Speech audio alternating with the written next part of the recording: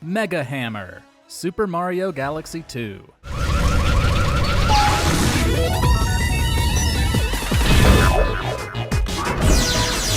This mech operated by Bowser Jr. comes with a lot of firepower. Mario must use Yoshi to grab bullet bills and hit specific spots, while dodging others along with bonsai bills and shockwaves sent out by its massive hammer hands. It's likely you'll get hit at least once or twice, but the fight is manageable. The trouble, and what earns Mega Hammer along with several other bosses a spot on this list, is the Daredevil Comet version. Here you lose the fight if you take a single hit. Where you have a sizable safety net to deal with Bowser Jr. in the original version, the Daredevil iteration will likely rack up a few deaths before you claim victory.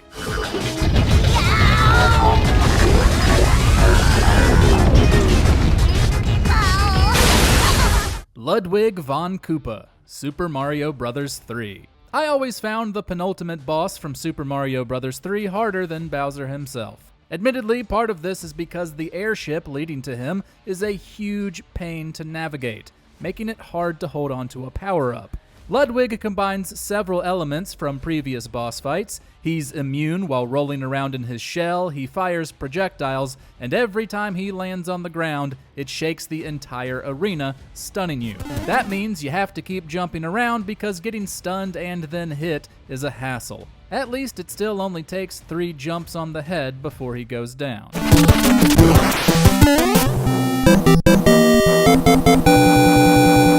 Tatanga, Super Mario Land.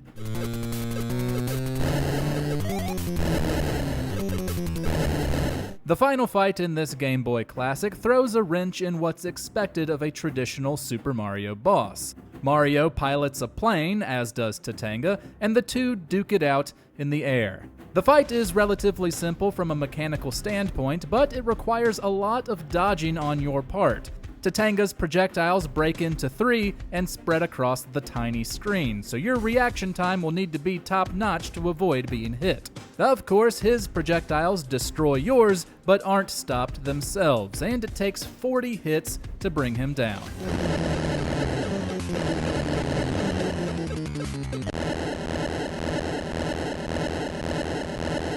Wart, Super Mario Bros. 2.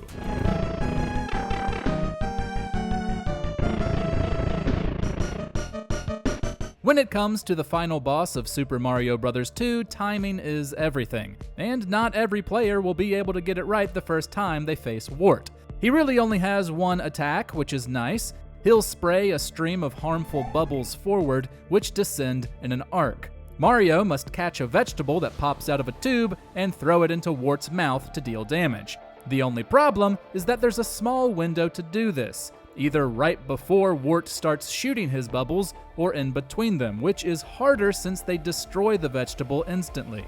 Hitting that window at the right moment while also dodging projectiles when you're not attacking can be a tad frustrating. Bowser, Super Mario World.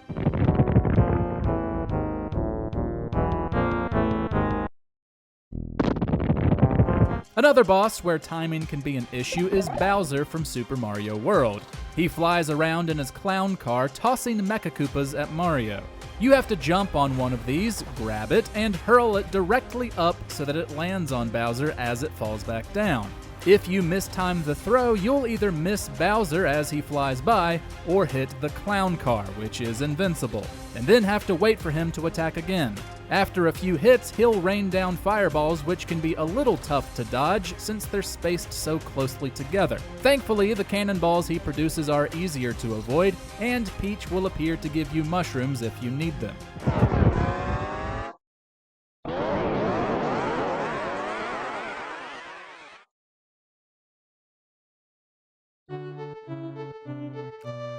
Wario, Super Mario Land 2, 6 golden coins.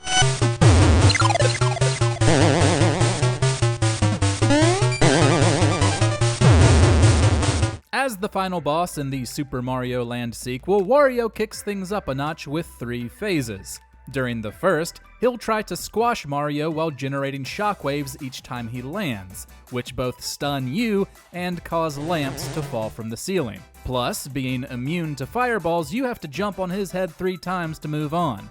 During the second phase, jumping on him will be harder since he's able to hover using a carrot power-up. In the third, he gets his own fire flower, giving him projectiles you need to dodge. After 3 final hits, the villain finally goes down.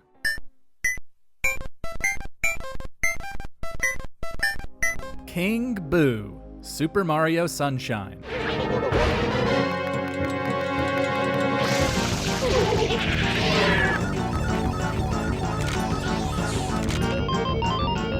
King Boo uses a slot machine to determine what will happen, giving the fight a bit of uncertainty.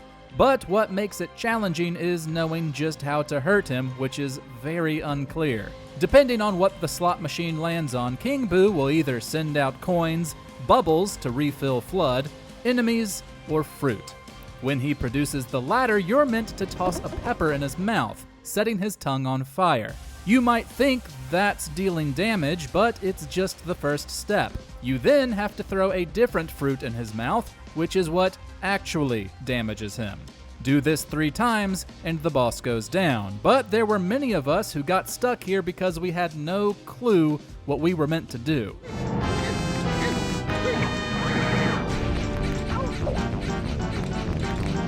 Boomsday Machine, Super Mario Galaxy 2.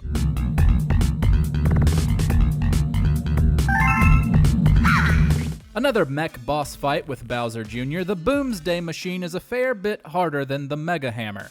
While he sits atop his tower, Mario must ascend using the Cloud power-up and ground pound the glass that protects him. This grows harder after 2 hits when the lower part of the mech is revealed, turning the tower into a tank that moves around. However, this is another fight that earns recognition for having a Daredevil Comet version. Just like with Mega Hammer, that means Mario goes down in 1 hit. Avoiding all of the Boomsday Machine's attacks while trying to climb higher, knowing that 1 hit spells doom, can be nerve-wracking.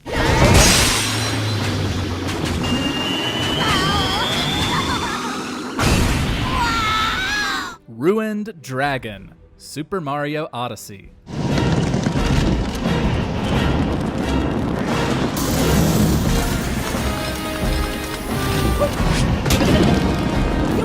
One of the most surprising moments in Super Mario Odyssey is when Mario has to fight a dragon, far less cartoony looking than anything else he's ever faced. The Ruined Dragon's electric attacks consists of wheels that roll across the arena and shockwaves Mario must jump over. After the latter, you have to use Cappy to remove its crown and ground pound the weak spot on its head.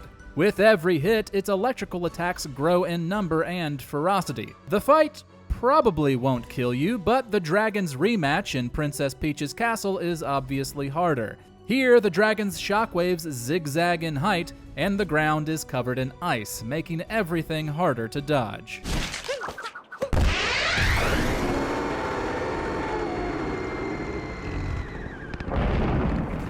Bowser, New Super Mario Bros. Wii.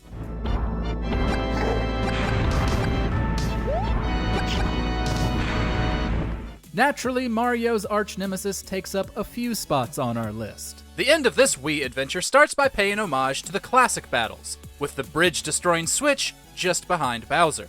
But then Kamek works their magic and enlarges him to ridiculous size. You then have to flee not only from Bowser, but the massive fireballs he consistently shoots your way.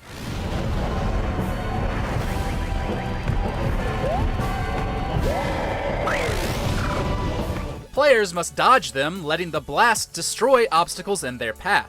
One wrong step, and you'll get burned to a crisp, fall into a pit, or plunge into lava. Playing by yourself is manageable, but the difficulty increases with every other player. If there's 4 of you, you'll find your patience quickly dwindling.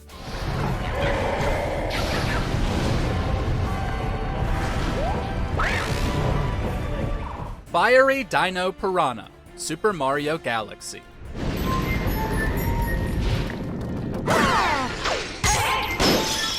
Like the original Dino Piranha, Mario has to attack this boss's bulb-like tail to deal damage. Unfortunately, That's made a lot more difficult by the fact that it constantly sets itself on fire. You have to time your attack just right, but each one brings a new level of annoyance. It will eventually start moving faster with your window of attack shortening.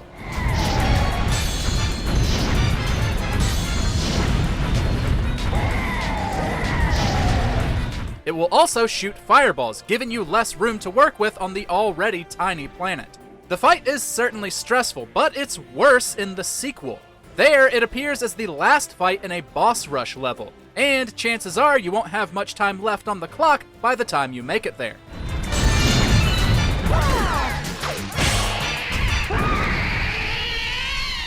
Mecha Bowser, Super Mario Sunshine.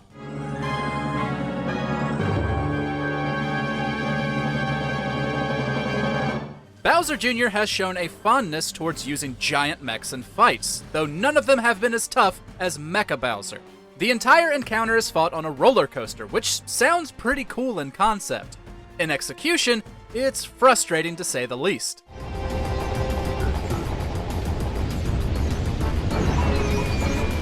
Figuring out what to do isn't hard. Pick up a missile on the track and launch it at the mech. But aiming as you zip through the ride can be very tricky. Adding to the pressure is the boss's fire breath, which must be sprayed by FLUDD when you get close, and bullet bills that track you down, sometimes forcing you to use a rocket lest you get hit. Baby Bowser, Super Mario World 2, Yoshi's Island.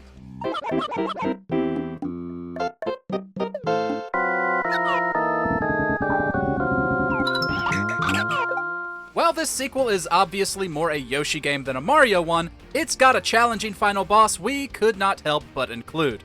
Baby Bowser's first phase isn't too terrible. He'll ground pound to send out shockwaves, and Yoshi must do the same to damage him. The second phase is where things get rough.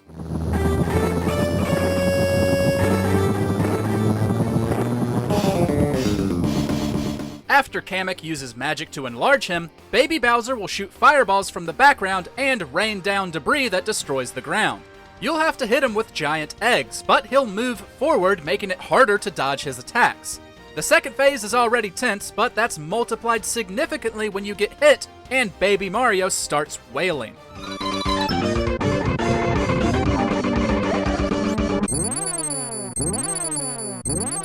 Fiery Gobblegut, Super Mario Galaxy 2.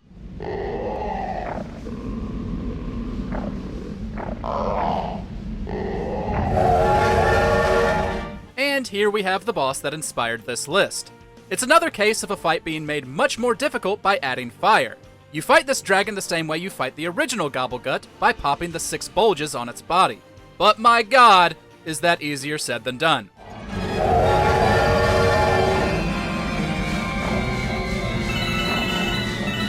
Every time the beast takes a bite out of the planet, it leaves behind a pool of lava for a short time. When it burrows and pops out elsewhere, that's your chance to attack. But it's not as if he'll just float there and let it happen. At the halfway point, Gobblegut will start moving faster and raining down fire, which also leaves pools of lava. Since the planet is already pretty small, chances are good you'll run straight into one.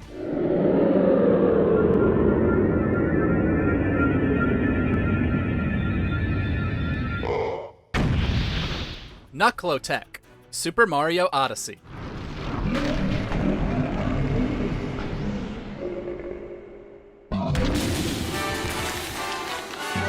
Nintendo loves using a big floating head with detached hands as a boss design, yet this guy still threw us for a loop.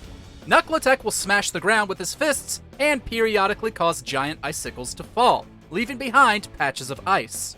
The trick is getting him to punch the ice, stunning his hand so Mario can possess it and punch him in the face. But his fist attacks are actually pretty quick, making the timing difficult.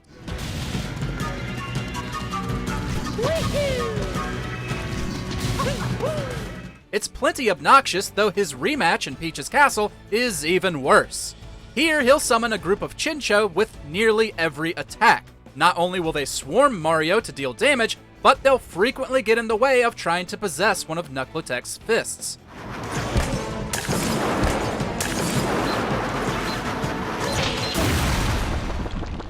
Meowser, Super Mario 3D World.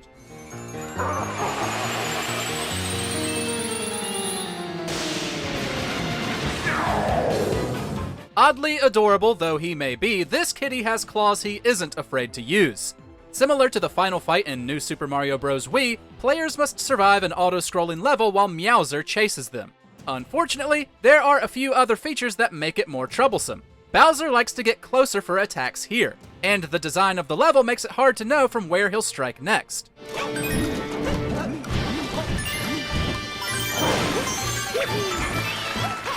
Halfway through, he'll make copies of himself to attack you on multiple fronts. If you can keep a catsuit, climbing won't be too hard. But again, this fight's difficulty increases if you have more players with you. There's a limited number of platforms after all.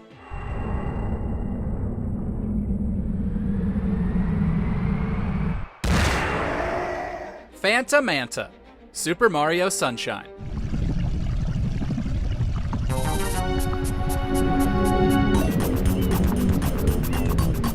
It's been over 2 decades, yet player hatred for this boss has not faded.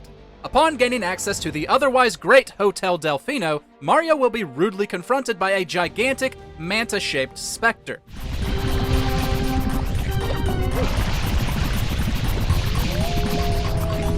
There honestly isn't much to this fight. Spraying Phantamanta with water will split it in two, and you have to keep it up until all mantas are gone.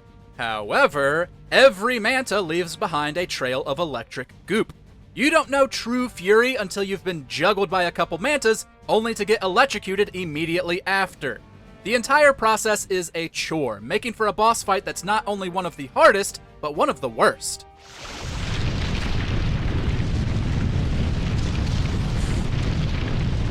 Bouldergeist, Super Mario Galaxy.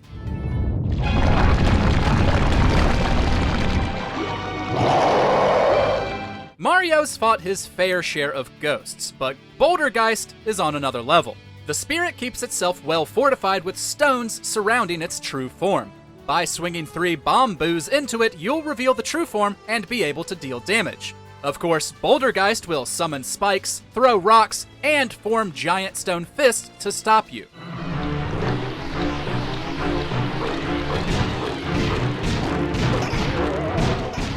The normal fight is certainly tough, especially since you'll often hit something else with your bomb-boo.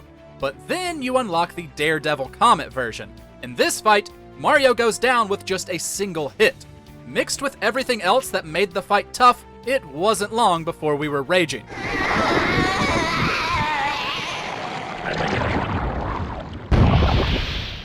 Dark Side Broodals, Super Mario Odyssey.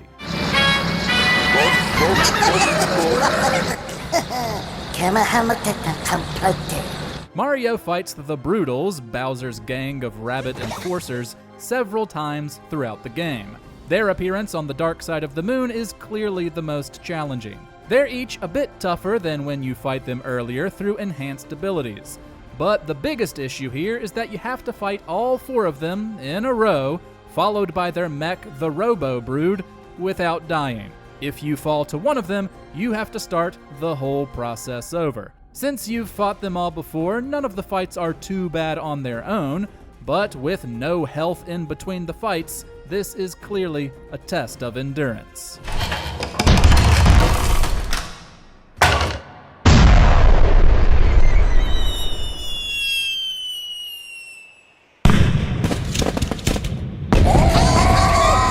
Bowser, Super Mario 64.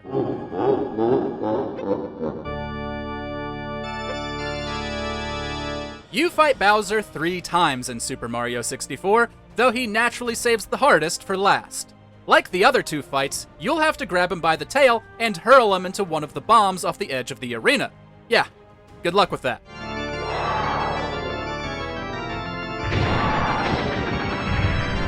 Bowser's speed will have increased, he'll continue to spray fire, and he now produces shockwaves to look out for. Getting the timing right on your throw can be tricky considering Mario spins around. After 2 hits, Bowser destroys part of the arena, shaping it like a star. This makes avoiding his attacks and lining up your throw much more difficult, though we shouldn't expect anything less from the big brute. Bye-bye!